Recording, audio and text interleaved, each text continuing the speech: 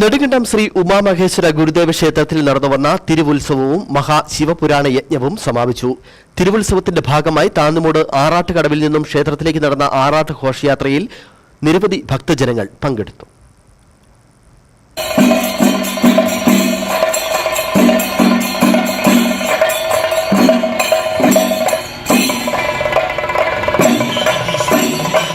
ജനുവരി 26 മുതൽ നെടുങ്കണ്ടം ശ്രീ ഉമാമഹേശ്വര ഗുരുദേവ ക്ഷേത്രത്തിൽ നടന്നുവന്ന തിരുവുത്സവം സമാപിച്ചു. വിവിധ ദിവസങ്ങളിൽ പതിവ് ക്ഷേത്ര ചടങ്ങുകൾക്ക് പുറമെ മഹാശിവപുരാണ യജ്ഞം, സാമൂഹിക പൂജ, കലവറ നിറയ്ക്കൽ, നാരങ്ങാവിളക്ക് പൂജ, ദക്ഷിണാമൂർത്തി പൂജ, നവഗ്രഹ പൂജ, ശനീശ്വര പൂജ, പള്ളിവേട്ട എന്നിവ നടന്നു. സമാപന ദിവസം വൈകുന്നേരം താന്നിമൂട് ആറാട്ടുകടവിൽ നിന്നും ക്ഷേത്രത്തിലേക്ക് നടന്ന ആറാട്ട് ഘോഷയാത്രയിൽ നൂറുകണക്കിന് ഭക്തജനങ്ങൾ പങ്കെടുത്തു. തെയ്യം, ചെണ്ടമേളം, ബാൻഡ്യമേളം, നാടൻ കലാരൂപങ്ങൾ, താലപ്പൊലി എന്നിവയുടെ അകമ്പടിയോടെയാണ് ഘോഷയാത്ര നടന്നത്. തുടർന്ന് ക്ഷേത്രാങ്കണത്തിൽ വിവിധ കലാപരിപാടികളും നടന്നു.